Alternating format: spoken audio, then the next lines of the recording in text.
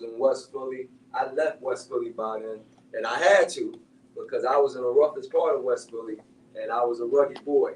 For me being a storyteller, my mother was the oldest of 8, and my father was the oldest of 4. So I was the oldest grandson, and I spent a lot of time around aunts and uncles who were older than me and showing me stuff I wasn't supposed to see at a young age. So if I had a nuclear family where it was just mom and pop, I wouldn't have probably been the storyteller that I am today. But with mom dropping me off at grandmom's with the aunts and uncles, and I'm getting this stuff all day that I'm not supposed to be around, that made me more mature than kids my age. And so I was always a guy that was always extra mature with extra content. Okay, and then I used to be a verbal storyteller, which most people, tell stories verbally. My family also loved movies. We was a movie addicted family, going to the theaters, taking bags of goodies in there. And I was the youngest, so they would always take me to the movies, and they didn't think about the whole R-rated stuff. I was watching everything. All right, so I understood not to use certain language around certain people. I wouldn't use the language, but I was around everything. And then I had 2 particular uncles, Monte and Andre, who were like 3 years apart, 7 years older than me, and then 5 years older than me, something like that. And they came up with this cool trick. Since my mother was the oldest and had a job already as a pharmacist, they figured they could get money out of my mother to go to the movies for watching me. And so they would tell my mom, we want to watch the nephew, but we want to take him to the movies and we don't have no money. So my mom, all right, I give y'all $5. This is the 70s in Philadelphia. So they give them $5. Now I'm with the uncles all day watching the movies, because back then we had triple features. So you go in the theater for a quarter and you in there for 6 hours. Now I'm 5, 6, 7, 8 years old. I'm going to the movies for 6 hours. But it was cool because my uncles were like, this dude memorized the movies, comes out with scenes, comes out with voices. So I was a mimic just like the comedians are. I could copy voices, copy scenes. So whenever you're copying voices, you know what they said, you know what they're thinking. So a lot of comedians are psychiatrists. They automatically understand what their mom thinking, what their brother thinking. They're making jokes about it because it's real and it's true, and that's why we laugh, right? We laugh because that's just like my mother. So a lot of comedians already have the storytelling skills. I was the same way. My uncle Andre was the comedian, and Uncle Monte was the younger one. He was the instigator. And so we walked to the movies, and this is the 70s, so a lot of people in Philadelphia is set up like a maze. They are what they call row houses. So the house is just like this, pop, pop, pop, pop, pop. 80 houses on the block, and this is the baby boom era. I'm not a baby boom child, but I grew up with them, right? So I grew up with all these people. We got 80 houses on the block in Philadelphia. Back in the 70s, you're talking about 8 to 10 people in the house. 600 to 800 people on every block in Philadelphia, and it's set up like a maze. So every block. So I had dozens and dozens and dozens of stories to tell in Philadelphia. A whole lot of people, okay? And so that was the impetus of my storytelling. But I was not a writer. I was not a reader. And so I'm like totally opposite of most people that you think of as writers and readers. I am totally an athlete. Football all day long. And in Philadelphia, we all do this. That's automatic. In Philadelphia, girls, boys, we all fight. That's what it is. We had a warrior block. And so that's what I was into. So when I first started writing books, and my personality was more, what's what I'm going to say, athletic, where I'm bragging and boasting about what I'm going to write. And that wasn't usual for most artistic people, more bashful, shy, humble. That ain't my personality. When you play football, you ain't got time to be bashful and shy, because if they bring a microphone to you and ask you what you want to do, if you don't say you want to win, your team is looking at you funny. Like, hey, man, we ain't trying to win, hopefully winning, praying to God to win. You better say you're going to. So that's how I always talked about writing books, and I was the youngest. Evelyn Harris was older than me. Eric Jerome Dickey was older than me. Michael Biggs was older than everybody. I was a baby 30 years ago. And this Fly Girl book, again, that was the 1980s in Philadelphia that we grew up in, the most materialistic era ever. Gold everywhere, materialism, Gloria Vanderbilt, Izod, Polo, Cola. We were wearing everything. Then we came up with our own stuff, Carl Canai, cross colors, But first, we were wearing everybody else's stuff. Never missed the T with all the daggone gold jewelry on, all the Dookie Woke chains from the New York guy. And so I'm watching all this culture, but nobody was writing about it. So I thought, we got all this culture, this hip hop, this music, the fly girls, the clothing, but nobody's writing. We were rapping and putting out records, but nobody was writing.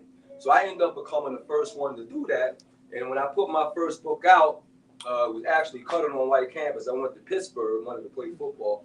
Wrote Fly Girl second. That's not my first book, it's my second book. Then I wrote a third book, Capital City. I went to Pitt because I wanted to play football. Pitt is a Big East school. Famous guys came out of there playing football. And then I transferred from Pitt to an HBCU because I got disillusioned with the whole, going to a predominantly white school and then not being accepted. And so then I went to the HBCU in DC. Howard University was always in Jet and Ebony magazine. I said, I want to be with those guys. They're doing big things. So I went to Howard, and that's where I finished my degree. And when I finished my degree in Howard, now we got all these black people from all over the country, big established people. And I started writing for the newspaper, and then I stood out again. And then I had my own byline. I had a column in the newspaper, and the other kids lost their mind. How come Omar got his own column? Nobody else.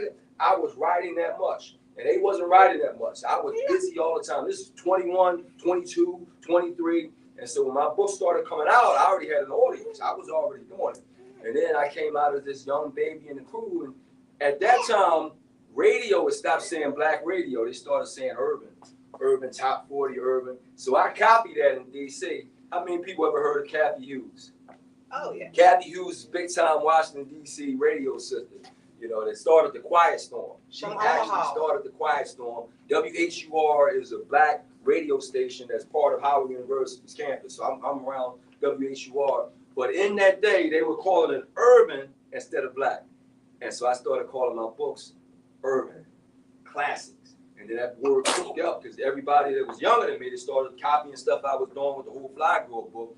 And then Sister Soldier's book came out, and then Nikki Turner, and then Quan, and then a whole lot of guys. And then they put the street word on it because a lot of them was in jail. Yeah, I wasn't in jail, but in jail, read my book. Then they come out of jail and start writing. Then they put the whole street name on it. So then it became Urban Street Lit, which mine was just urban. I never say street because I wasn't on the street. I know people on the street, but I was writing about regular human cultural situation. And the books that I wrote, everything was dealing with our culture. I never just make up stuff. It's not characters talking to me in my head. I'm always looking at what is the issue that I want to deal with right now. That's where I've always written. I got a degree in journalism, so I'm always looking at what is the issue.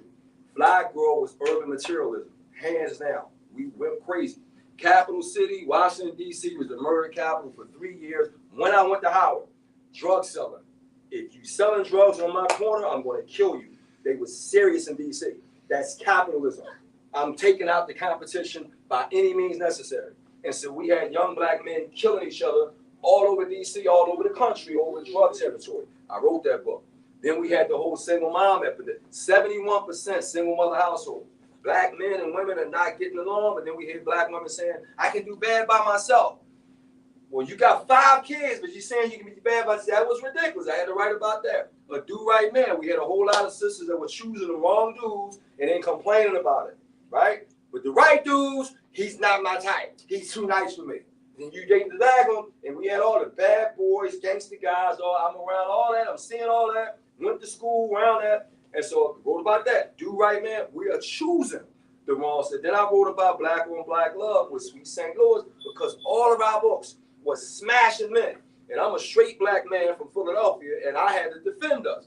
So with Sweet St. Louis, I'm like, look, it's a black on black love story where we have the black man and black woman figure out how to deal with each other because all of our books, my black man ain't no good, my black man need to get a job, my black man need to be in jail, and I'm like, yo, if an alien came down and read our books, us black men, they would kill us immediately because they were the scum of the earth. So I said, somebody has to balance out this situation because we don't have men reading and we don't have men writing. And so I felt like I was the only one in the world that's going to defend brothers. So I wrote that book for us. So every book that I put out had a purpose to it. I'm not just writing random stuff. And so now I can put them back out and we're going to actually go after the colleges. We want them studying. I'm going to come up with this whole term. You know how they say social studies, African-American studies? I got a whole brand coming out, the urban studies of Omar Tyree. So you heard it first here. We're going to put all my work back out with covers that are designed, that they all look the same and all that kind of stuff. Because now I got a whole slew of books that deal with our issues in a major, thick way of dealing all the psychology and the characters. Okay, so I'm going to get to this book in a minute. Pecking order, if you don't know what that word means, who eats first, who eats last. So we talk about the hierarchies of life. People that got money and people that's poor. And that's always going to be the case. It's always, we can brag about Africa. It was the same thing in Africa. You always had hierarchies. So we start calling each other kings and queens. Everybody wasn't a king and a queen. So all when he's talking this stuff, well, what about the regular people? They wasn't kings and queens. I understand our instrument. Oh, every culture had kings and queens. But that's, again, is a hierarchy. So I wrote about that. Leslie, I wrote about New Orleans poverty before Hurricane Katrina. Leslie is my favorite character. Dark skin, beautiful. People were asking me, why are you still writing about light skin, dark skin? Because we still have that as an issue. I'm a light skin man. I know. We still got that as an issue. Now the kids call it colorism. They didn't create it. Have y'all heard this new word? They ain't created a new word. Colorism. Really? But they talking about the same issues, right? And so I'm always talking about different things that are important in our community. This book right here became personal. Control. I took like a dozen-year break trying to break out in Hollywood. And I ain't have no control out there. And I'm talking about they piss me. Every time I go out to Hollywood, I get pissed off. Because they don't read nothing. They want you to summarize everything. You write the characters, the book, you imagine everything. They just want to take your title, throw you out the way, put their people in charge. So a whole lot of people that do movies are control freaks. Tyler Perry, control freak. Spike Lee, control freak. Right? Because you have to. Because if you don't control it, and they have images that don't represent what you wanted, then you sitting in front of an audience explaining how they messed up your project, and then you got different personalities that can't do that. And you guys are understanding now that I don't have the personality that's going to apologize for my content. I'm not doing it. So now that's a problem. So I didn't have control because I didn't have the money that Tyler Perry had. I didn't have the muscle that Spike Lee had. So now I'm like, I can't do movies. So it took me about 15 years, but I said I do have control over books. So I said I'm going to come back to writing books. I'm still trying to do the film thing, but I do control this. So now I'm actually going to do an imprint because I'm 55 years old now. We got new young writers that I want to introduce to the world. So now I can back up, keep doing my big style book, but I want to introduce the new people. It ain't all going to be gangster, ghetto. We got other stuff going on. So I want to introduce other great young writers because I was young, 24 years old when I came out. So I want to look for young writers right now that's young and doing it. But this book right here, Control, is the new one, psychological thriller. Leslie was a psychological thriller. I didn't call it that. I call it an urban horror because if you go to New Orleans, they push that whole voodoo thing. It's like commercialism in New Orleans. But I had a girlfriend when I was younger from Philadelphia, and she used to talk about palm reading and carry cars and going to New Orleans. When you go to New Orleans, they got voodoo dolls everywhere. It's commercial. They commercialize it. I did real research on voodoo, of course, African religion. You know, Haitians picked it up, did it. So I said, all right, I'm going to make Leslie half Haitian, Haitian father, grandmother, voodoo priestess. She don't find psychological thriller dealing with our culture. I do a lot of heavy research. I don't make up stuff, right? I've always researched on it. So this book right here, Psychological Thriller, Control, 7 main characters. We got the psychologist, Dr. Victoria Benning from Camden, New Jersey, right across the bridge from Philadelphia. And then she has 6 clients who are all out of control. Now, we all have control issues in our own little pieces. You got control moms, you got control bosses, you got control cooks, you got control teachers, you know, people that just have to have things meticulously their way. And it gets to the point where that girl, you got to let that go. You leave it go. You know? And then we got people that want to control everything around them. You know, do this, do that, do this. Them kind of people. All of us have it to a certain degree. So this book, we can find pieces of ourselves in all the characters. But I got 6 of them. And it's based in Atlanta. Why Atlanta? Atlanta's now they call it Black Hollywood. They got the music thing there. They got real estate there. They got all these black people moving there to make money and do new stuff. And they got big ideas and big dreams and big. So I call a lot of them slash people. Because you go to Atlanta, Oh, I'm a doctor, a singer, a dancer, an actor, a producer. But in the meantime, I work at the spa. Now, the spa is where they really get their money from, right? But they got all this other stuff that they want to do, but they ain't really doing, but it's delusional now. You don't control all that stuff, but you want to do it, so you keep saying it. Now, I'm from Philadelphia, Kevin Hart and Will Smith town. You don't get away with that in Philadelphia. If you're not doing it, don't say it in Philadelphia. We don't play that. But when I go to Atlanta, everybody in Atlanta, I'm this and that, and this and that, and this, and I work at McDonald's, right? McDonald's is paying the bills. So I get that, but that's a control issue. They're trying to control their narrative, all right? So I'm going to read from one character in the book. We got 6 of them, and they're all interesting. And this is the kind of book where I'm telling everybody, once you read it, I would love to have a Zoom call, a podcast call, whatever you want. But you got to read it all. And I'm going to tell you why. This book is so heavy with every single character. And the ending is so heavy. You're going to want to talk about it. And I can't talk about it until it happens because it'll ruin it for the people who haven't read it yet. So I tried to do my first Zoom call about 3 weeks ago on a Thursday. And the woman that pulled it together was the only one that read it. 2 people read the wrong book. And then 7 people didn't show up. And they found out because now we're very distracted. The cell phones, TV, streaming. Now, where people used to read books in 2 weeks, now it takes 4 weeks. It's more distressed. I got to wait. So I told him, I said, no, we can't talk about this book with 1 person. 2 people read the wrong book. 7 people didn't show up because they didn't read the book yet. So now I got to wait because this is a heavy book. But without further ado, I'm going to jump into the first character in the book.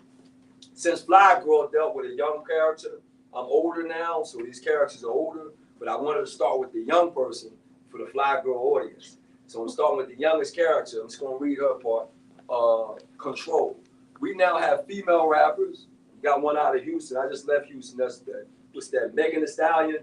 Right? You got a Houston. You got Cardi B. You got Nicki Minaj. Then you got this Ice Spice girl. They like 5 years ago, it was just what's that? What's her daggone name from New York? What's her daggone name? Minaj. Nicki Minaj is all by herself. And then she had replaced Lil' Kim or whatever. But that's a control issue. She was all by herself. I control the money. I control the game. I control this part of the music. Then Cardi B came in. Now they beefing because now she's losing control. That's the way you messing up my money, girl. Right? Then there's another girl came. That's what it is. Nicki was used to having all that control. So now I want to read from this character so y'all can understand how this new era of thought from everybody. You got cell phones now. Now kids get cell phones at 8 years old. They got an audience. They got social media. You can't take their phone away. Now it's a punishment to take the phone away because they in control of their phone. So we are all out of control now. This is big time. But I'm going to read from this character, Mrs. Melody, so you can understand the control issues. I'm going to talk about some of the other characters. But this book is on point right now. Kanye West is out of his mind with control issues. He wants to control everything, including how his women dress. Kanye, crazy. And they've said that. Kanye want me wearing this and that and that. That dude is out of his mind. But that's what happens when you're successful. You want to reproduce your success. So Kanye has been so successful that he actually thinks he can, and I understand what that is because I was successful at a young age, and I thought I was going to march out to Hollywood and make Fly Girl happen like we all want to happen. But I found out that if you don't have Tyler Perry backing like Tyler Perry had, you can't go out there and make it happen like you wanted to make it happen. But I'm going to go ahead and jump on this. Her name is Mrs. Melody. All right? Reflection 1. I call them reflections instead of chapters. Once you finish the book, you can find out. But you can't find out until you finish it. So this is one of the books where you want to finish, then you can call Omar up and we can talk about it in depth because I can't wait. All right? But here we go. That's not a typo. I call myself Mrs. Melody because I'm married to the game, she told me. I got no husband, no boyfriend, no manager, and none of that stuff. They all just getting the daggone way. Jealous suckers. So I do a whole lot of my stuff by myself now. She sat down in my office wearing a lime green wraparound one-piece dress with golden heels that made me think of the characters of Poison Ivy and Batman. But her style and body were 10 times tighter. and she looked biracial with the smooth tan skin and that dark almond-shaped eyes and the slippery dark hair that looked easy on the scalp, the kind of hair that men like to touch to make sure it was real. I asked her, well, how long have you felt this way? About 3 years. I just got tired of MFs catching feelings and messing up my business. So like, I go in the studio, record a new record, and the producers be feeling me, right? To the point of wanting to give me a free track or whatever. But then my daggone manager or boyfriend mess it all up, talking about, you know, all this jealous stuff, pulling me aside and whatnot. I don't like how he looking at you. We in here strictly for business. So then the MS charges me $1,000 for the track when I probably couldn't got it for free, but my dumb boyfriend and manager start running their daggone mouth. But business is business, I try to remind her. You're not getting my services for free. She glared at me with her dark eyes and piercing me.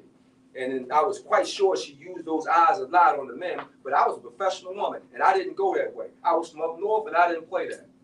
So she broke it down and shrugged. I mean, you know, some things you got to pay for, but you don't charge nowhere as much as these producers do. They charge $1,000. So, you know, I ain't sweating it. I got a couple $100 to pay you. I need somebody to bounce my ideas off of that won't judge me, right? She eyed me again to test what my professional ethics were. Well, I may not be here to judge you, but I will be here to help you. And if I can offer you some better suggestions about how to conduct your business, then I will. I told her, that's fair. I mean, that's what I'm here for. But I get a lot more done in my career by myself now. I just take friends with me, you know. And the reality is, guys are always catching feelings for a pretty girl, particularly if they think she's available. But once they think you got all these MFs in the way and boyfriends and managers, then they start changing their minds and they'll charge you for the deals. Okay, but I wanted to choose my words carefully to nail my point home. Business is still business. How would you feel if you had a restaurant and some handsome guy walked in your restaurant and expected to get his food for free just because he looked good? She pierced me with her eyes again. I mean, that would be my choice.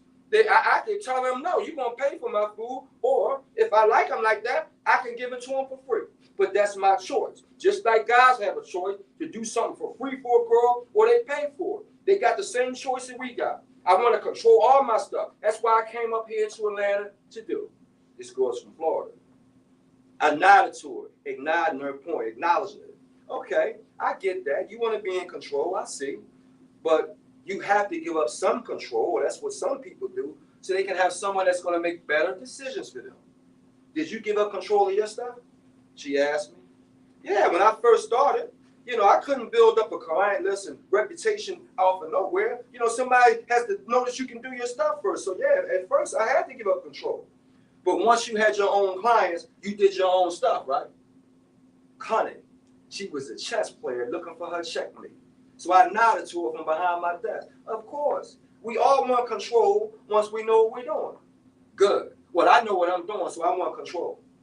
And that's what I found out. All these guys are looking for a hookup if they think they can get one. It's like a trade-off, and it never stops. I'm talking about the 25-year-olds to the 50-somethings. They all want some of this stuff. You know how it is. And if you don't know how to manipulate that, then shame on you. I smiled even though I didn't want to because I was sending this girl the wrong message. So I quickly rebuked her logic. That actually feeds into the Neanderthal philosophy that boys will be boys, and it makes the situation worse for the next young woman who should know better. And then we all have to figure out how to get men to behave. We can't be allowing them to do what you're talking about doing. She frowned at me immediately. Please. You think this women live stuff is going to stop guys from being guys? Well, music is the wrong daggone industry for that. If you want guys to keep their things in their pockets, then you need to go to a daggone elementary school because all they got in there is gym teachers and math instructors. But if you in the music industry, all these guys want some of this stuff. I'm talking about the rappers, the producers, the managers, the promoters, the fathers, the uncles, the cousins, you name it. They all want something. She counted them all off on her fingers. And I felt the hold in my chuckle. This girl, Mrs. Melody, was wrong with her. Now tell me I'm lying. She challenged me. Well, you may need to change your profession. I joked to her. No, but seriously, you can actually set a whole lot of women back by agreeing by those, masculine terms just because they expect and want something from a girl. That don't mean you have to play by them rules. You got to get these men to behave. She frowned at me and disputed it. She said, look, men have a choice just like we have a choice, all right? And if the guys can choose a girl, they choose who they want to mess with, and they choose who they want to do something for free. All right? And they can change their minds if they want to. And if the next girl comes in the club with a boyfriend and a manager and her mother, and she don't look good, so he ain't attracted to her anyway, then she ain't getting nothing for free. He gonna charge a chick. Now, am I lying? Tell me I'm lying. All right, so that's what it is. And that's the first thing I see. That's real right now. That ain't nothing. When young women, they want, dude, I'm 55. I would not want to date the girls now. They are vicious now because they have their own power. They own it. You heard how she talking now. That ain't fiction. That's real. They want that. No, you ain't telling me what I don't want no. I don't want to. That's the young woman like that. So now in that capacity, what's a man supposed to do? Like, I can't tell you now. What? I can't be a man now. So now we're in this confused state now where, okay, I can't be a man. What? But that's the new era. So we got another guy in the book. We got a director. He don't have to have that type of control. When you were a director, I had an interview with John Singleton. We were both in our 20s. And John Singleton told me, he said, Omar, in this interview we had, he said, Omar, when I did that Boys in the Hood movie, and I got nominated for a Grammy at 24, he said, after that, every girl in California would walk up to me, what do I have to do to be in your next movie? And me and John, being straight black men, as soon as he said that, I was, boy, you in trouble. He said, Omar, you already, and with that said, you got power. You don't have to say nothing. All you got to do is walk in and shout, oh my God, crazy. But that's control. So I got a character in there that he uses that the wrong way because he knows he got that control. So a whole lot of guys can get in a whole lot of trouble. I got a dude that I went to Howard with that's in trouble right now, running record companies at a real young age. And he was getting away with a whole lot of stuff in his 20s, in his 30s, in his 40s because he had money where he could control the people who were involved. But now that it's all coming out, they all jumping on the bandwagon and get paid. And you say, well, why come you didn't say nothing? But I wasn't in control, and I wanted some of that power. And so sometimes people give up the control and the power if you have control and power, right? And then they time on you later on. So that's another individual. Then I have hedge fund, what they call it, venture capitalists. Okay, and so this guy here got a lot of money, but they always control their money with your qualification, right? Oh, I got all this money. I want to qualify black people for businesses, but you got to qualify. Do you qualify? That's their control, right? And most qualifications, credit. And the way they get you with credit, if you late on any bill for 7 years, they going to hurt your credit. For 7 years? Like, dude, like I admit, I still paid it. I was just 2 months late. But they going to punish you for 7 years because that's how they control who gets the money. So we rarely qualify for the money because they know if a black man or black woman get laid off for a couple weeks within 7 years, and that's a whole lot of us. And you can't pay your bills for 2 months. And then they punish you for 7 years on your credit. Shame. That's control. That's how they control to make you better keep your job, you better pay your bills, or you ain't gonna get nothing. And that's how they control you with that credit. So I got that in the book. Then I got a dude in the book that represents me, a writer that's frustrated, used to be successful when he was younger, now he's not successful. You can get frustrated when you don't get your way. You have tantrums, animate Aries. I'm the most tantrum dude in the world, right? But when you don't get your way, you're not in control, you can spaz out. And you're not going to control a lot of things. So what you going to do when you're not in control? So I have a character in the book that's frustrated, and he reacts to everything. That's why I came back to Boston. I got to write about this, man. This is crazy, right? It's another character. We running this thing. Then I got a female producer, produces records. Now, when you produce records, as soon as you get that record up to the artist, you out of control. Because now that art, you may have this song should be a nice church song, and they do a booty shaker song off your record. That ain't the daggone record. You sold us the track, didn't you? But that was a church record. Well, we heard it as a booty shaker. Now you sitting there thinking, all right, do I put my name on that to make money? Oh, it gets funny now. And then they got other ways where they control you. How much publishing rights do you get? Right? what's the lyrics, what's the credit, and you always hear about that. All you got to do is read about the music industry. He took my credit, he took my publishing, he took that. Control. I was just reading about James Brown yesterday. That, you better make sure you do that. James Brown controlled the whole band. I'm fired by him. There'll be a new band tomorrow. Because he the boss. Hardest working man in showbiz. Rough with his money. Control. This ain't fiction. This is facts. And I got my last character. You guys can ask me questions. I got a delusional character in this book. And the delusional character, when you lose control of everything, the only thing you got left is your brain. And then you start delusionally controlling things, right? And so what happens when you be around homeless people? Most homeless people have mental health issues. They got families, but the family I got, homeless people in my family. And it's the same deal. They won't stay in the house. They won't do what we tell them. And so we just let them walk. That's what black people do. You let them walk around the street. Look, man, every time he come in the house, he steals something, he breaks something. We tired of it. We tired of it. But in their minds, man, I was just hungry. I just had to take something. Dude, like, we are hungry. We don't take the food out of our own house. They always, in their mind, they going to make it make sense. It don't make sense to nobody else. But in their mind, so you have people that are totally out of control. But in their mind, it makes sense. So I got a character like that, right? That you're going to read about.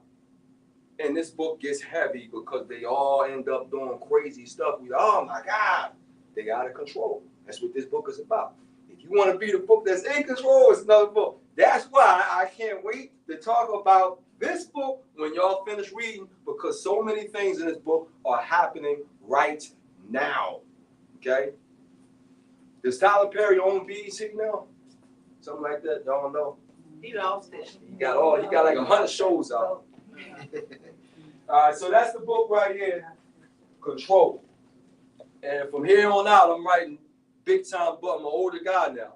So I'm actually going to start writing international books, okay? Because we have black people all around the country. We have other issues all around the country that I want to start writing about and getting involved in.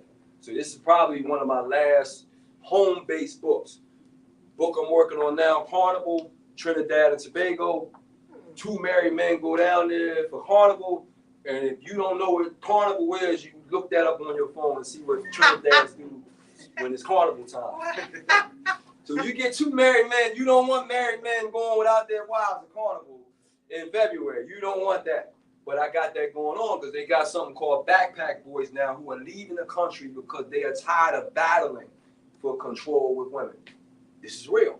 So you got guys that lead, and we know about Colombia, right? They all talk about, oh, I'm going to Colombia. We know about Dominican Republic. Oh, I'm going to America. We know about Panama. Oh, I'm going to Panama. Is what it's on there. And then we start talking to women in America. Oh, you going over there, them easy women, the poor women, the book. And guys like, look, I just want a woman. I don't want to be battling back and forth. So that's a new issue I'm going to talk about next year. Where are we in gender relations now? Where are we? Right? Is this working? So I'm always dealing with issues. This one right here, definitely. How much control do we have? How much control are we out of? And is it really messing up our society? All these control issues that we have right now. Donald Trump is a control. He's trying to get back in control. And it ain't going to happen. He's been in control all his life and can't let it up. He's a spoiled dude. He's been spoiled his whole life. And he wants to be back in office so he can do what it is. It's like, yo, dude, we got a whole country here. This is not going to be about you and what you want. And that's what he has to understand. Like, this is a whole, we got a whole lot of grown people here. Not just Donald Trump, okay? But that's a control issue. He wants to control everybody in the country. Donald Trump does. So that's why he's still running for president. But that's why I wrote this book here. It's an excellent book. You're going to love all the characters in it. And I want to let you guys know this book right here, poetry book. I was writing poetry at Howard. I never put this out. But this poetry book is 30 years old. So this book here, you can get both of these books here today. If you grab that, that's just $12. But at this point, I want to answer any questions that you guys may have. And again, once you read it, just get in touch with me. The crowd acts, they'll tell you how to get in touch with me. Or you can go online. My Google, what's it called? The Instagram is only one, the number 1, Omar Tyree, where you can follow me, follow the tour. and then get in touch with me with that way. And then I'll do Zoom, Facebook, Instagram Live, whatever podcast you want. But then I can go into details. I can't go into too much detail with all the characters in this book because it's out there and I don't want to mess it up for anybody. But once you read it, I'm going to be very excited to go into detail on that character, all the characters. Okay, at this point, anybody have any questions? I love answering questions. Any questions you got about any book I've ever written, you know, or the publishing game, or something you're working on, anything you got. I'll take it. Okay, you back there. I got to walk to you. Oh, no. How do you bring in technology? Because you got all the social media. People are always into the social media, Instagram and everything. How do you bring that concept into the control situation? Okay. I don't deal with that too much in the control situation because they're older people. So it's not a whole lot of social media. In fact, that first character, the psychologist is talking about her social media because she has the most, of course, with her being a rap artist. So her social media is out the wazoo. But the rest of them, they're not really thinking about social media as much as you would think, because in that situation, the control issue, it don't really have anything for them. But if you're talking about younger people, then you're going to deal with social media more. But since you brought that up, I did come up with a book idea, right? Because what I've noticed, and we're going to talk about this, you brought the question up, women benefit, particularly young women, from social media way more than guys do. I'm going to tell you how. A pretty girl can put on a swimsuit, and that's all she does, is take swimsuit pictures. I can't do that. Now, you might like me in maybe 3 or 4 pictures, but I can't do that for a whole month. Girls can do that, and guys gonna look that just in pretty swimsuit. They don't have to say nothing. They don't have to write nothing. Just with a pretty swimsuit. We can't do that. So women, young women, all they got, and now they become more sexual. Now they control their image because they're putting it on there, but they become more sexualized than ever. But you still ain't supposed to act like that. This is foolish. So you're going to put on a swimsuit, show me everything, but I'm not supposed to react to that. Boy, this is for me. Well, why'd you put it on the ads? If y'all listen to these young, like, come on, that don't make no sense. Who you doing it for? I'm doing this for me. Well, keep it to you then. Go in the closet, look in the mirror. Right? That's what they say. I'm doing it. So you sharing it with the whole world, but you doing it for you. So it gets ridiculous. So I got it out there. I can't give y'all the title. No, nobody still or just inadvertently saying it to somebody and make you a writer. But it's a simple title, you know. But I want to deal with a young girl. I'm gonna give y'all the idea because nobody else gonna write the way I would write it. A young girl, right? Modeling and all that stuff online. And then you got a psycho man who ain't good with women, don't know how to talk to him, but he loves this girl. So he finds out a way to meet her, and she treats him totally ill. Just get away from me. Who are you? All that kind of nice looking dude, but he don't know that he got the skills. So he's so pissed off, so mad, so hurt. And then she continued pushing these, because you know it's public media.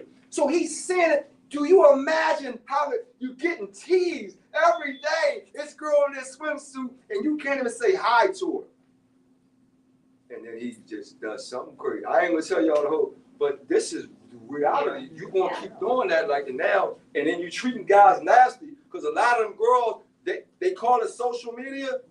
They ain't really being social. They just want your numbers. They don't want to talk to you. In fact, they got some of these joints, they tell you, you can't respond to them. Why? Because then you got a million dudes. Hey, baby, you already know how that's going to go. You putting these there we go. So they don't even want. So how is that social? I can't even respond to you. They just want numbers. So I'm always psychologically on it. So I got a book that's covered for, but I'm going to let one of my young writers, I'm going to get an idea to him. But can you write it the way I would write it? But that's a real vehicle. Because we got girls that's doing that all day long. That's all they doing. And all they're doing is trying to grab numbers. They don't care about none of these people. They just want to grab numbers. I got 80,000 now. I got 120. Then they start getting sponsorships. I have not had a spot. I've been writing books for 30 years. I can't even get a liquor sponsor. But pretty girls got sponsorships. Oh my. They got intellectuals can't get no sponsorships, but they get sponsorships. People paying for them to be unbelievable. So I gotta write about that since she brought up the social media. But right now in Control, we don't have a lot of that. That character has that. Mrs. Melody, because she's the youngest and she uses it. But some of the other characters don't. But I got a book for that because that's something that I got my eye on. I think No Access. I think that book you did, No Access. You remember that book? Your No Access book. No Access. No Access, didn't that? The who? The No Access. I think one of your books dealt with the social media access. All access. All Access, yes. All access. Yeah, she's talking about all access. That was another book I put out. But all access, it wasn't social media. It was reality shows. And that was based in Atlanta. Because now we got reality shows where it ain't reality. It ain't reality. Because what they'll do is put a camera on y'all and wait for y'all to argue. That's what it is. Because if you listen to the people on the shows, they'll have a camera in front of both of y'all for an hour, wait for y'all to argue, and that's the part that's on TV. We was cool for a whole 45 minutes, then we argued for 15. Them 15 minutes of arguing, that's what's on TV. And then they call reality. Like we always arguing, smashing each other in the pour and stuff. Ridiculous. So I'm watching this like this. Omar, you should get on a reality show. Everybody, dude, it's idiots. It's crazy stuff. And then they know they wrong, so they brag about how much money they making. I made $800,000. You just mad, Omar, because ain't nobody buying your books. And you mad. You making a total mockery of yourself and our community. But you making that's a lot of money. Right? They ain't giving them a whole lot of money to make fools of themselves. Right? So that was all access. Don't give anybody access to your whole life. That's foolish. You got private time. That's what we got doors for. Right? We don't go to the bathroom, just leave the door open like, oh, I'm going to the bathroom. We got doors. That's what the doors are for, man. Privacy. Just all access. I mean, you got to be out your mind. You don't get anybody, and they're not. They're going to hold the stuff. So they're not going to give you access to positive stuff. If you playing together, if you say, hey, oh, well, that's boring. We ain't going to do that. That's a church show. They want to see the drama. They don't want to see y'all coming together and doing something positive. No, it's boring. You know, they ain't get no ratings off of that. We're going to get ratings off of you beating her up. Then we're going to get the ratings. Yeah, that was all access. But yeah, I got both of those. But that's what I'm saying. Like, my books go all over the place. So people say, what kind of books do you write? I'm a journalist. And I was a parachute journalist. There's a difference. Parachute journalists, they send you to get whatever story. It can be sports. It can be politics. It can be educational. It can be crime. Omar, go get it. Again, because I grew up in Philadelphia where everything was going on. And I was around everything. So I didn't have just one subject. Doing everything, including sports. Okay? So I write everything. We got another question? You asking all the questions. I didn't scare anybody off here. Give me a little bit more breakdown of your character, Joseph Drake. Say it again. Give me a little bit more insight on your character, Joseph Drake. Okay, on these characters? Yes. What are your Want some more insight? Joseph? Well, the first character I read, Mrs. Melody, she's from Florida. I based that on a real girl that's always showing her derriere and all these. And so she uses that. She has the numbers. She's getting money. She's traveling around the world. But these girls, when you hear how they talk and how they speak about their relationships, it was some of the nastiest as far as, how they going, I'm not doing this, I'm going to do that, I'm going to set them up. If you listen to how these, it's unbelievable. So I based that on real girls, real people. You know what I mean? And you go to Atlanta and they all competing in that atmosphere of viciousness, right? And then they got managers. And so that character is very wide open right now. The second character, the director, remember the Weinsteins are getting in all the trouble, with all the women. That is when you end up with young women and you got most of your directors are masculine, males, right? Producers and all that. And then you get all these young females that are dynamite. Again, Atlanta. You in Atlanta. Atlanta got girls from all over the country that then went there to be in music, to be in a video, to be in a film, something. And so they all become open for dudes who have cameras and power to produce. Tyler Perry got like what, 20 shows now? He got to fill them shows out with all these girls. I was watching one 2 nights ago. Everybody had a sharp haircut, everybody, you know. But he got to find people to put. Now, if you got a director or a casting dude that get a little extra, and you think about, okay, what do I need to do? You see what I'm talking about? That's every day. That's happening where a girl has to make a decision. Am I going to go there to get this part? So I got that in there where a director, and he's not even a vicious dude, but he got that power. You ain't got to be vicious. All you got to do is make a suggestion. Are you open this evening? Nice and cool. No dominance. You ain't got to be no hardcore man. Just, would you like to go out with me this evening? I have an open casting tomorrow. I want to see how you can act on the dinner. And now she's thinking, I got a one-on-one with him. I can get in with him. You see what I'm talking about? So there's mechanisms there too. Instead of me lining up with 80 girls tomorrow, I can go out with him right now and get inside. And if I need to do something extra, I'm gonna put so that, and he ain't gotta have this walloping. No, he's just, all he has to do is be in a position of power. So I got that in there. And this personality, he ain't no dominating. He don't have to be. So you gonna find it out. Omar's right on point with it. But then I got a writer dude that represents, he's very dominant, but it doesn't matter. If you ain't got money, it don't matter how dominant you are. You ain't making no movie. Because I can't get people to act for free. That whole back end stuff, everybody talking about the back end, that don't work with me. Because as soon as they say my name, Omar Tyree, oh, he got money, right? So I can't get no back end deal. That happens when you got all friends working together and they all teenagers. Oh, we're going to get money in the back because they all broke together so they can make that happen. But as soon as you have any type of stature, oh, no, they ain't nobody doing nothing. Oh, no, you got money, man. That's like Tyler Perry. Now with Tyler Perry, since you know you're going to be on TV, some people will do it for free because they know they're going to, but he has that power. So that's another situation. But if you don't have power, now I got a character, the frustration, man, Dame Dash. Now you guys may not be in the rap music, but Dame Dash was in control of Jay-Z at one time. And Rockefeller Records was Dame Dash's thing from Harlem, drug dealer, and Dame Dash was, we're going to do this, we're going to do that, but he wasn't the artist. So then once Jay-Z decided that, you know what, I don't want to be around Dame. Dame's always talking loud and whatnot. I don't want to be with that one. I'm going to step over here and do my own thing. And Jay was the artist.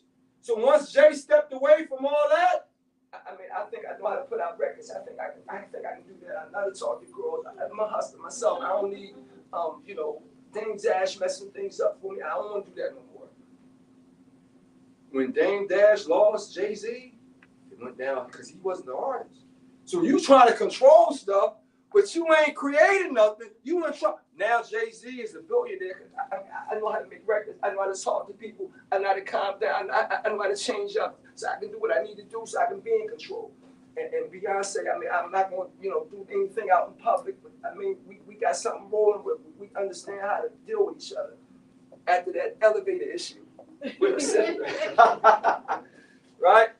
So you talking about it, all this stuff is real. Like I don't write make-believe stuff. So that frustration, Dame Dash is look him up right now. Damon Dash, very frustrated because he lost control. He lost all his artists and he wasn't the creator of the situation. So I got that in there. And then the producer thing, that's easy. And then young woman that wants to produce, you in the masculine business, you're trying to be, everybody's going to get, taken when they produce and stuff, until you get to that Dr. Dre level. So all these characters, they're very well developed. You got the hedge fund, venture capitalist guy. He always got rules and stuff. When I don't even like dealing with, every time they say venture cap, it's like whoever qualifies for that money, right? They always talk about this dude has 18 million billion. Have y'all ever heard anybody qualify for that money? But they always saying they got a pot of money somewhere. Yeah, so I'm like, what are you just trying to get people excited and whatnot? Just trying to get them to fill out stuff, Anyway, I got that character in there. So, and then I got the delusional character. But yeah, when you read them, you find that all these people are based on real stuff, real controlled situations. And so I don't know how deep you want me to go. Yeah, but yeah, they in there. But I'm not creating, none of that stuff I'm talking about is created. It's just me, and that's how I write. I choose characters that fit what I want to write about. So that's what I'm doing with this whole book, True People here. Okay, we got any other questions? Got one in the back. Okay, so it seems like with your character development, you, like you just said, you choose people or you choose situations actually happening, and that's what you write about, and you develop your character that's dealing with that. Oh, sorry. Go ahead. So I guess the question that I have is, how do you? I know you also do research, but what are some of the exercises that you use to help develop that character before writing or during writing, or Okay. however you do it? So she's talking about how I can develop characters and choose characters and watch characters. That was a gift for me already too. Like I said earlier, I don't know if you were in here earlier, I talked about comedians. Comedians are psychological experts. That's what they are. So they start watching family members, friends, people on the street, and they break them down. And when they make jokes about it, they're actually assessing that person. My mom liked to do this and that and this and that. They're actually breaking down. I do the same thing. So I explained earlier, I was the firstborn of the next generation. My mother was the oldest of 8, my father was the oldest of 4.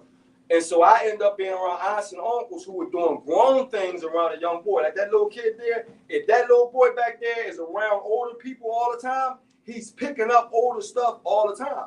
Then it has to be how you're set up. I was telling a young lady over here, I'm an introvert. Now, people never believe that because once I start talking, you can't be an introvert, but I'm a watcher. I break things down. I also got an A in psychology when I went to the University of Pittsburgh. And a lot of black students didn't get it. I was like a hero for getting an A in psychology. You got an A in psychology. 500 people in the class, right? Yeah, I don't know how many people got A's, but I got an A in psychology and I got an A in sociology. Interesting, psychology is the study of the human mind, what we're doing, why we do it. Sociology is the study of human civilization, the groups that you're in. So I got A's in both of them. What am I doing as a writer? I'm breaking down people and groups of others. So I'm already, you know what I mean? So you can't teach all of it, but you got to read more, you got to assess more, and then I assume a lot. Now, they say you're not supposed to assume, but I do it all the time because I get information all the time when I assume. So when I see a tall girl, immediately, did you play basketball? Oh, no, I play volleyball. So she didn't play basketball, but she told me something. Okay, now I go volleyball. I always do that. So I'm always getting information because they're going to correct me. So either I'm going to be right or you're going to give me more information. So I do that all the time. But if you don't want to assume, you don't say that to a person, then that doesn't happen. So if your husband come in and he got side, hey, man, you played football in high school? Yeah, I used to play so-and-so. Man, we got a conversation. You see that? So I'm always assaulting people with information. Boom, boom. And they give it to me all the time. Then another thing happened. When I was a writer, when they knew I was a writer, I jump in a cab, I jump in a taxi, whatever it is, and they know I'm a writer. Oh, I always wanted to tell a story. And everybody wanted to tell me that story. Automatically. Oh, I got a book. Once they know you a writer, everybody, hey, man, you can understand me. So I get all this information for free. They just give it to me.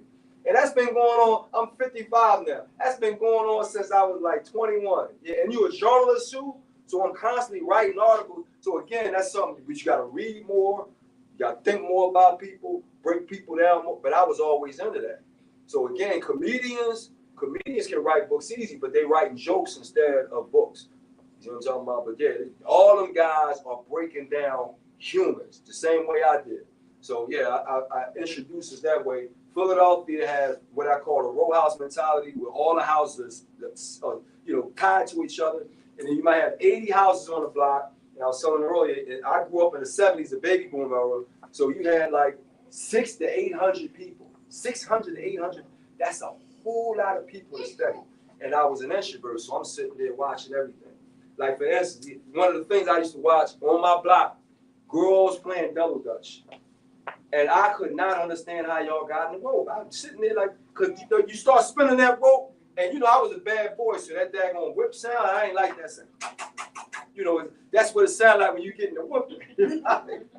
So the girls be spinning that daggone double dutch, and I swear to God, I'm sitting there 5 years old on the step watching that.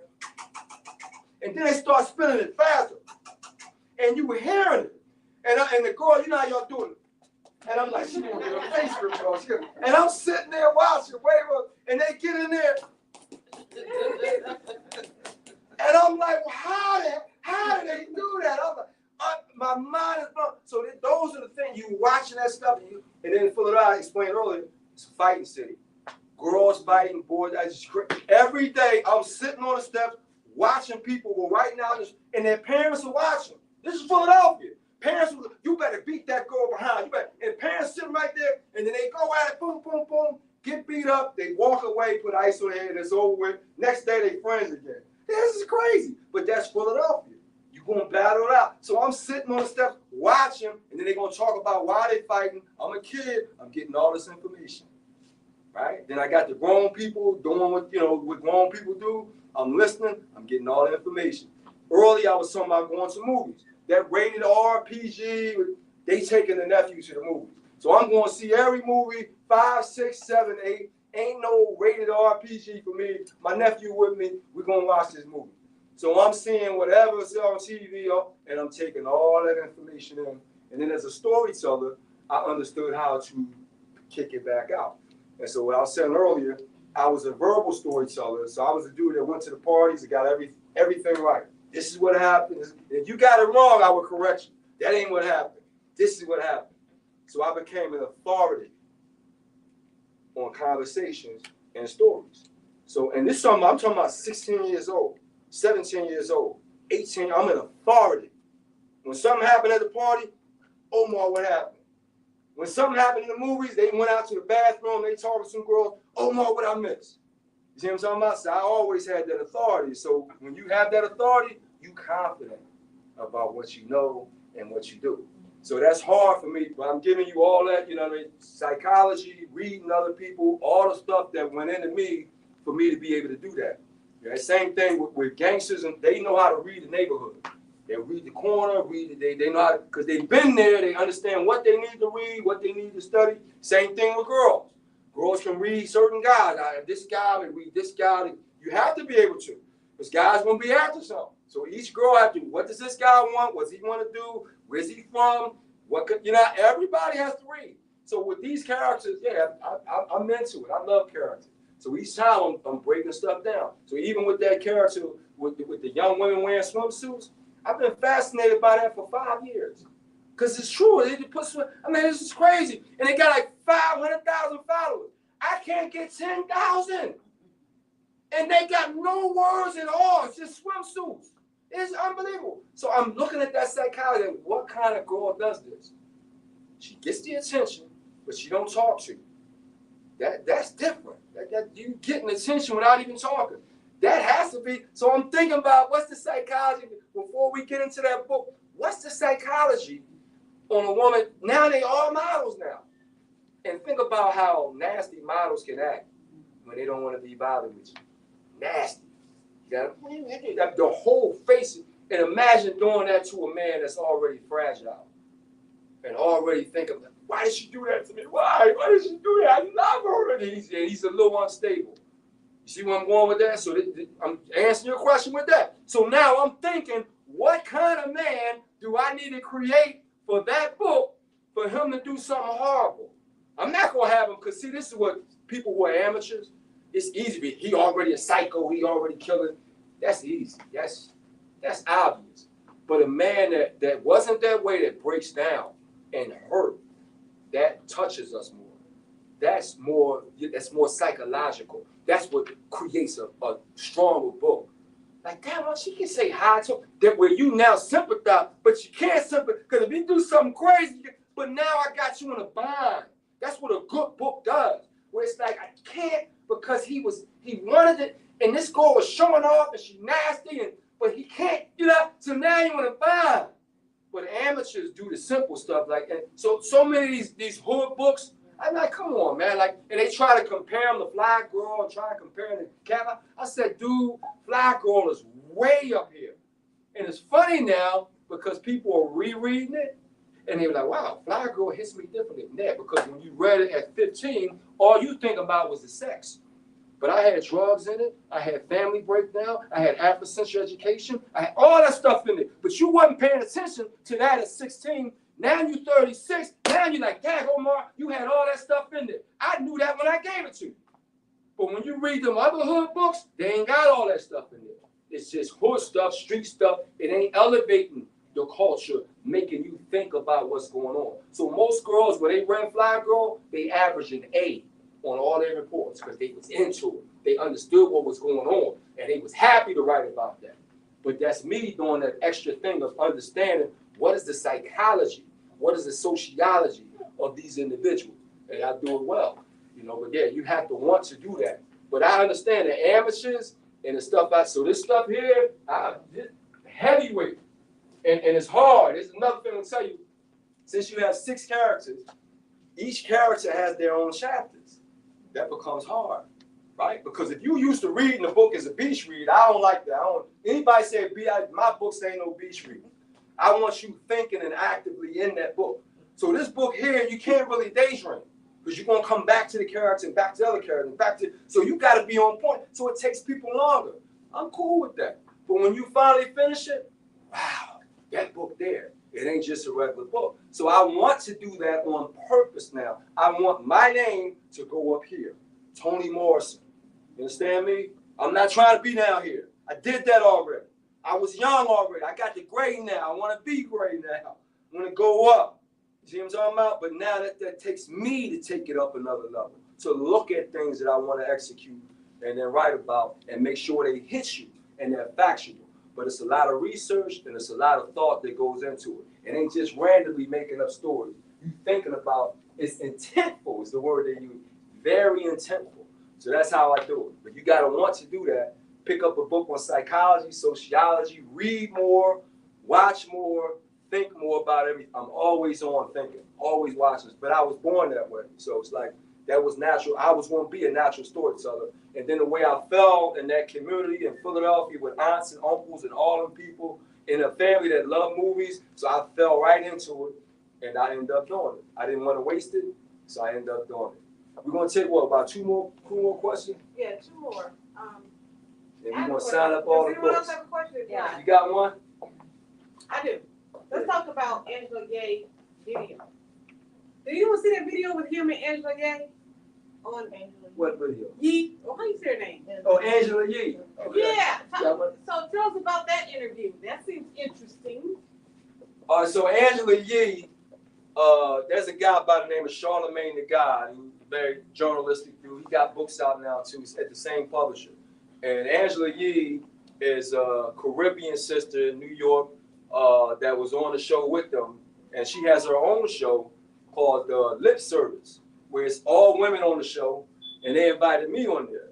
And on the show, you know, again, the assumption is, I'm the Fly Girl book writer. I'm a guy that writes books. So the assumption is immediately they start feminizing masculine, or not masculine guys that write books. Because immediately you got a girl book, you write for women. So immediately, you know, they think, oh, okay, he comes here a soft dude, he grew up around girls, he's gay. You know, I got nothing against, I'm not homophobic, never been that way, but I'm a straight football dude, you know. So when I got on Angela Yee's show, you know, they hit me with stuff like, what's this, what's that, what's that? And then the thing they hit me with was the whole paying the bill that for everybody. And it's Omar, when you Omar Tyree, if you got, you know, like 5 people come out, you go, I'm like, I'm not paying for 5 people just because, you know, I'm Omar. I ain't had no. So then she kept beating me with that, like, you not going to pay? I'm like, no, I'm not paying for 5 people because if you bring 4 of your girlfriends, I'm not paying for her. I'm like, no. And they kept hammering the point, like, no. But that interview was very eye-opening for them because they had assumptions about who I was and how, and didn't know me. So after that show, they're like, yeah, he's a masculine man. He's, you know what I mean? He's doing it. You know, I'm from Philadelphia. I came up boxing and playing football, 2 physical sports. Now I just happen to write books because I'm good at that. You know, so that show was very eye-opening. But that's what happens all the time. I remember one time I had a guy in my house. I got this big 92-inch screen. I'm in the movies. And we were trying to make a movie. He's thinking I'm a book writer. So he's talking, man, you got to study a lot of movies. You got to do this. You got to do that. And so I open up my movie room, and he sees this big screen, and then I got a whole cabinet full of movies and DVDs. And I'm talking about I got like 500 movies because we used to have DVD. Yeah. We had the VHSs. So he goes back in the cabinet, and he's like, oh man, you really in the movie. People start assuming stuff and be totally off. Now, I played football my whole life, but since I'm a book writer, I got men talking about, well, you probably don't watch football. You know, I didn't like, dude. So I'm a feminine. Then they assault you all the time. Oh, you the guy that writes books for girls. And they're like, no, I actually have a lot of masculine books. But the girl books outsell the masculine books. So I become the girl writer because we don't want to read as guys. Guys don't want to read nothing. It's all feminine stuff. Oh, let me buy this for my wife. Let me buy this for my sister. Let me buy. So I've been hearing it, and then they apologize. You introduce me to a man every time. Hey, this is my brother so-and-so. I check that guy's hand. It's, I'm sorry, bro. I don't read you. I ain't read nothing. Immediately, I ain't read none of your books, but I ain't read. Hey, man, cool, man. It's cool. You don't have to read my books, brother. But they tell on themselves all the time. That's guilt coming out. I don't read much, man. I don't you know, my wife. It's cool, brother. I've been hearing it for 40 years now. I get it, brother. I was reading comic books. I wasn't reading books, but I started reading them. You know, then the whole fiction thing, brothers beat that up too.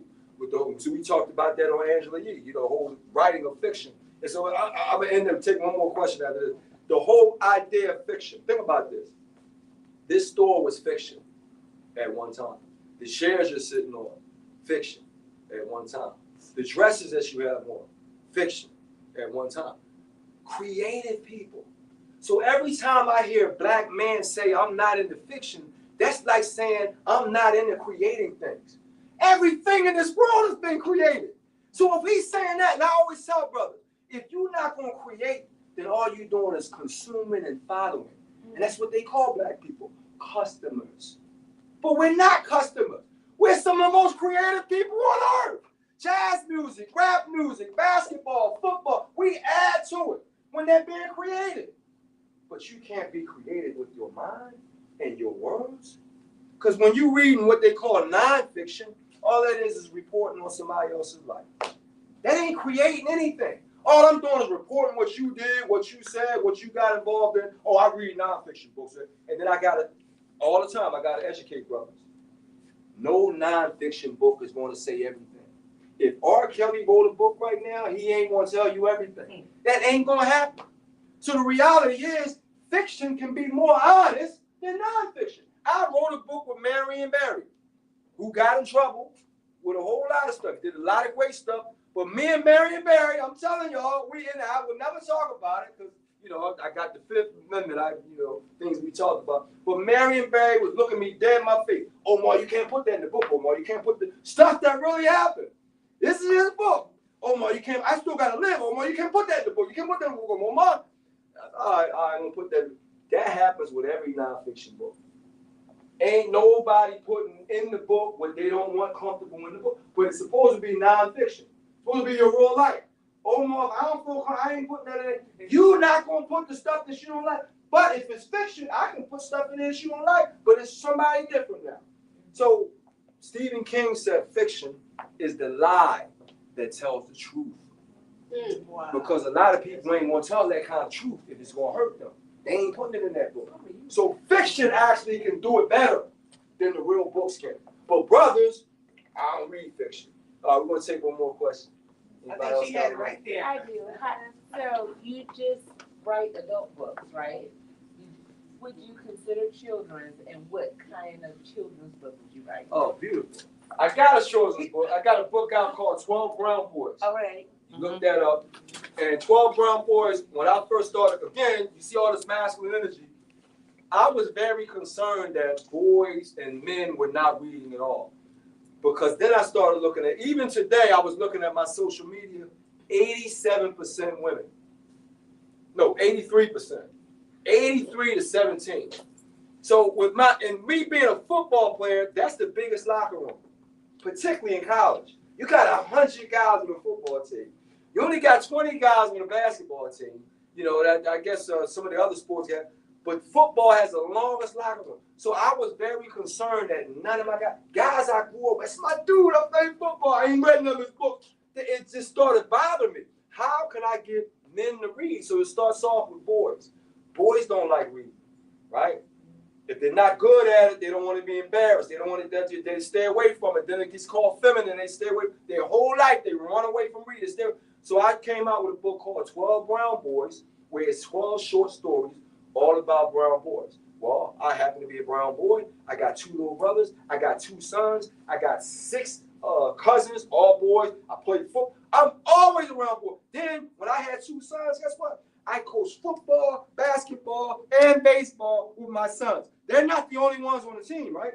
So I got a whole team of football boys, basketball boys, baseball boys. So when I wrote that short story book, I know, and I'm a boy already. I got 2 brothers. I know what we want to read, what we're going to like. Let me explain something to you. On, I think it was September 6th or something like that, 2009.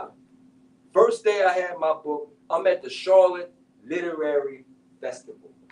It's a literary festival. And I got my new books, and I'm sitting at the table like that with my new 12 brown boys waiting for parents, and I see the first black mother with a son. And she got a little 9-year-old. And I'm like, oh, I got my first son. I'm happy as well. I got my pen ready. I said, oh, I got the perfect book for her. And she had a girlfriend with her. She about maybe 37 or something like that, right? Black girlfriend with her. So they come over to the table, and I immediately put my book in front of the board. I said, hey, man, I got a perfect book. I got my pen ready. Mom stopped me immediately. Omar, I'm not going to buy that book because he doesn't like to read. I said, ma'am, I wrote this book specifically for him. I got 2 sons. I coach football, basketball, baseball. I got 2 little brothers. I got younger cousins. I'm the oldest. I played football.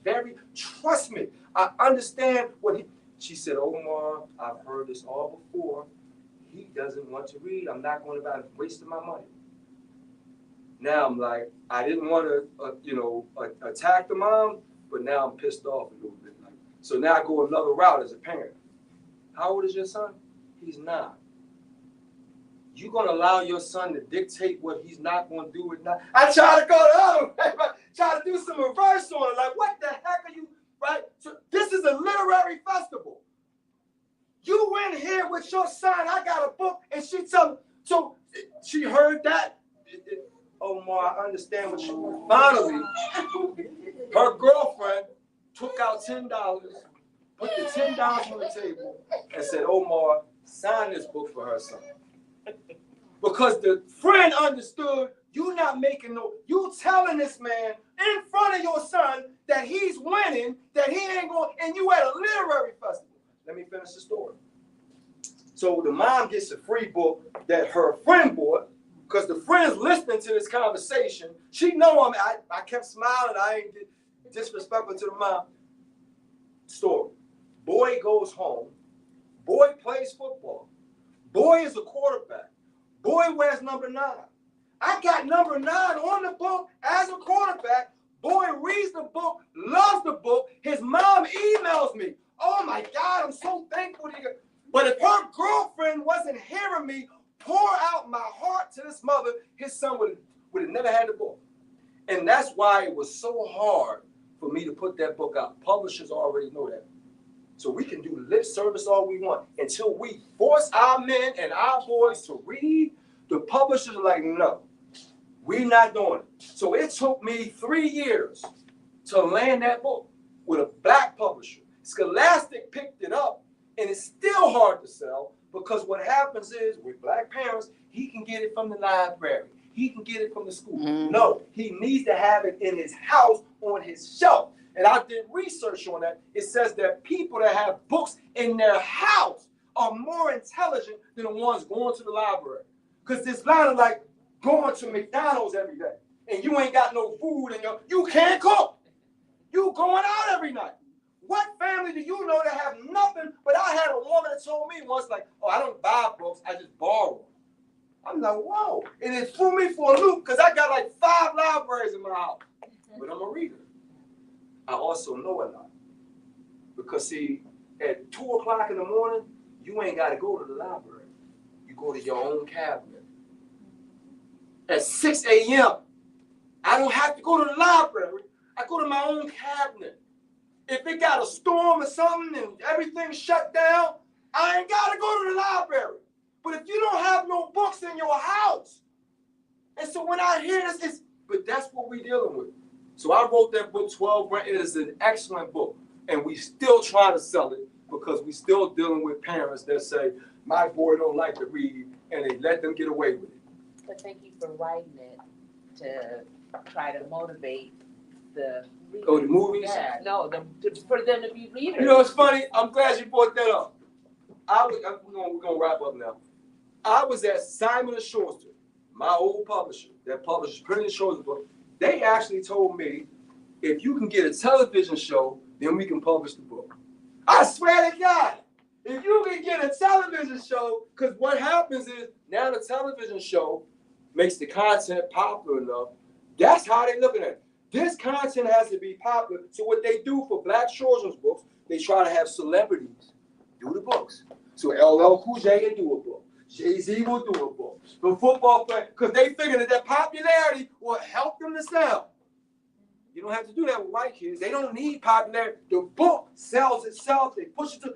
We have to start pushing them books. That boy back, he got to read. He's in a reading place. It's not girlish. It's intellectual. It's information. And I tell my sons that all the time. Saying you don't know, you better find out. We say that too much. That's what Chris, what's his name? Chris Rock said that his first one, Bring the Noise, whatever it was, and Chris Rock had laughing. That wasn't laughing my pain. What was it? The first one, Chris, he said, we love saying we don't know. I don't know. Chris Rock, it's true. It's like, I hate saying that. I would make up stuff. I'm not going to say I don't know. But that's what happens when you don't have any information. We didn't know, what did our parents tell us? Go look it up. Yeah, look it up.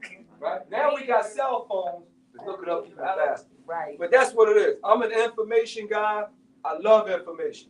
So, you know what I mean? That's why I keep, and I want to give us more information. So now I'm going to get an imprint, put out other authors. So you want to see me in the CEO position, but I'm still going to keep doing international books. The Trinidad book's coming next year. Then Nigeria, I got a book called Ambitious. Nigerians are the biggest hustlers from Africa. Nigeria. Then I want to go to South Africa. The Eagles are going to Brazil to play a football game on September the 6th. I want to go. So there's a lot of international stuff. People of color are all around the world with stories that I want to investigate because I want to study them now. I done broke us down a lot of times. I want to study other people now and then expand our brain cells. And that's another one. I'm going to end it right now. We used to use this word relate all the time. I can relate. But that can become a crutch when you relate and everything because now, let's say you only relate to Fort Worth stories. Now you can't get a California story. You only relate to negative stories. You can't get a positive story. You only relate to national stories. You can't get an internet. So sometimes we can relate, but books are also about exploring. I remember Arsenio Hall said, my favorite part, things that make you go, Remember Arsenio Hall used to say that, but for us it's old enough, sorry. Things that make you go, Not the things we already know and relate to, but things that we can find out and say, wow, that's interesting. We got to do more of that reading. All right, we already read all the stuff we relate to. Let's now read stuff that pops our brains open and say, did you know I read this book? This was very interesting. That's where I'm going now. All right, thank you guys very much for coming out. We're going to take pictures too. Yeah. All right, so we're going to sign up here. We are going to sign up here. Yeah, you had one question online, a couple of questions. No, I'm just going to say you did answer that question online when you said, how can we get men to read this book? And you've answered that. So you addressed some of your fan base online. You got me on So, camera. yeah, can you say bye to them right there, Omar? I'm going to sign right here. Yeah, say bye to them out You here. didn't answer that question? No, just say bye to them. Just say bye. Just tell them bye. Okay. How y'all doing? How y'all doing out there? They're on Facebook. All right. We ready to sign and take a picture. Let me take my camera out.